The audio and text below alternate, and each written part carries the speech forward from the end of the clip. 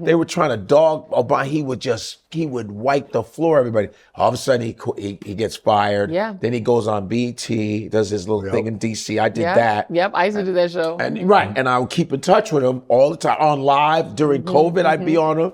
And so he was like, I'm going independent. I've been telling these fools to go independent.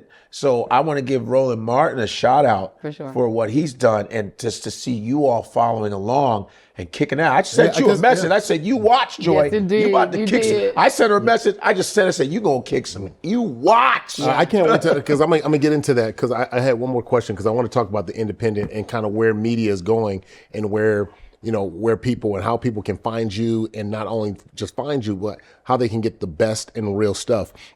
But the U.S. dollar, there are about right now 20 to 24 countries that have already ditched the U.S. dollar. How much is America in trouble with the ditching of the U.S. dollars internationally? Huge trouble. And this is, again, problems with context with media. They don't tell you. So Venezuela, they have the largest proven crude reserves on earth, more than Iran. Iran is number 2, they're number 1. So Saudi Arabia, they think, is number 1. They're number 3, I think, or 4. Russia has some, we have some, but the big mother lode is in Venezuela. But it's heavy crude. It's very hard to refine and very hard to turn into gasoline. So Citgo is their big company. They do supply some gas, right? But they're not the biggest. But what they and Saudi and all the others, what they actually do that helps the U.S. economy, they all trade in petrodollars. So the petrodollar is an invention that the United States came up with, I want to say during the Nixon administration, where essentially they said, if you sell your oil in dollars, and only in dollars, never put it in yen, don't put it in rubles, just do it in dollars. You sell your oil in dollars, and then you take what's called that petrodollar, and you deposit that back into the U.S. by buying U.S. bonds. That transaction of selling oil in petrodollars and then taking the proceeds and buying U.S. bonds is literally what props up our economy.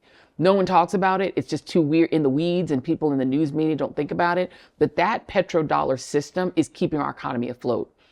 The reason BRICS is such a risk to the United States is that they're their own little coalition. Brazil, Russia, India, China, and Saudi Arabia. Okay. BRICS. Yep. If BRICS ever became BRICS, y'all family country, if Nigeria, which is really playing with entering it, which is a major oil producing country. Yeah. Seventh in the world. Seventh in the world. So let's say Nigeria gets in it. What about Somalia? Why do we care so much about Somalis? Somalia has a lot of oil too. What if Somalia were to go in it and become another S in BRICS? If these countries and the global south, and they're tied to Russia, because there are in BRICS is Russia, and the C in BRICS is China. If that global south conglomerate, it can literally challenge American dominance on the earth. And if they ever said, now we're going to trade oil in rubles or in yuan, in Chinese yuan, we're cooked. Our economy is cooked. And the reason— So what would happen to all the people, like reserves, people's bank accounts, and the value of the dollar? And this down. And Trump is already pushing the value of the dollar down. The value of the dollar— How so? Trump wants a weak dollar because it makes it cheaper to buy U.S. goods. So Trump has been doing all of these things to try to get people focused on Bitcoin and all of these other things. And also his tariffs are making the dollar go down in value, which for Americans, if you sell stuff, it's good, because if the dollar is lower, it's cheaper to buy American stuff, right? If the dollar is worth less, you can actually buy more stuff. And so Trump thinks that's going to produce this big industrial trade. It's not doing that. All that's happening is the tariffs are pissing people off, causing people to say, fuck you, we're out of here, we don't want to do with you at all. We may actually want to just start selling stuff in Chinese yuan. And that's the big risk. China is playing a long game. They've been around for thousands of years, honey. We've been around for 250. They're like, go ahead, little baby, go ahead and keep playing with us, toddler. We're going to sit back in our Chinese Confucius way and wait for y'all empire to fall. That's crazy. Victor Gao. Yes. Victor Gao said that to J.D. Vance's when J.D. Vance goes, these peasants, he called them peasants. Mr. J.D. Vance. Oh, yeah, sorry. You called us peasants, but I'm proud to be from peasants.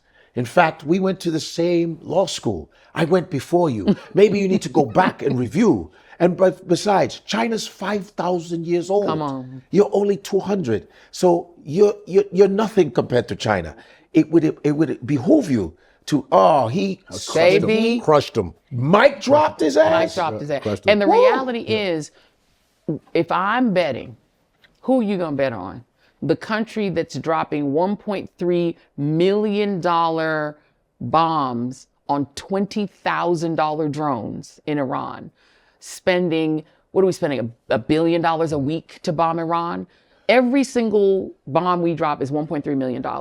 Every single drone Iran puts up is $20,000.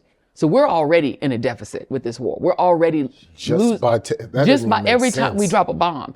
Trump has called Raytheon and the other big industrial military companies to come to the White House for emergency meetings to say, you need to produce more. We need more bombs because we're dropping so many and spending and wasting so much money. So we're now in the position the old Soviet Union was in. They spent themselves to death in Afghanistan. Their wars, they eventually they destroyed themselves. It wasn't Reagan that destroyed them. They destroyed themselves by fighting for 20 years in Afghanistan. We did Afghanistan for 20 years. We did Iraq for 15 years. We've now done Iran, which is now spiraling into a regional war. They're now bombing. I mean, it's just going everywhere. Everywhere. He wants to, but Trump has had this dream of being a dictator. Global he dictator. wants to be this MacArthur. It's this grandiose thing. Yeah. That bomb them. He just wants. It's like he's cosplaying a president. And with that, like I'm like, wait, what is the impact in the economics? Because if that's happening and you're seeing that, like, what does that bleed out and look like to the average person, like the everyday person? How does that manifest? What I would say is, be very careful because our stock market right now is mainly propped up by AI companies. Our economy is mainly propped up by AI companies. We've bet so big on AI. It is a bubble. Eventually that bubble is going to burst. Yeah. And the two industries that we are currently propping up in America is incarceration, the mass incarceration of immigrants. That's the new business we're in. That's the only new business we've created in the last decade other than AI. Yeah. And we're building AI plants which are polluting our country and betting on that as the future. And the third thing is you've got these billionaires, these oligarchs who think they can eventually replace all currency globally with crypto. And so they think they can just create this crypto economy where you trade everything in blockchain and all this other bullshit and replace all currency with that. In the end, what happens is they get to be trillionaires and a lot of people end up poor.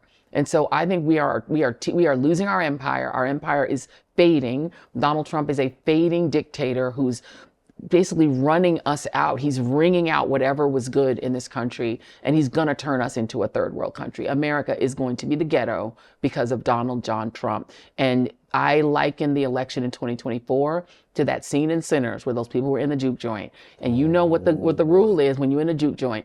Don't let the vampires in. Yeah. And these motherfuckers let the vampires in. Yeah. And it never goes well. When you think China is looking at this and going, wait, this is why we're going to start? Because you're seeing a big presence around Africa. You see Nigeria helping to build infrastructure. You know who China is in Sinners?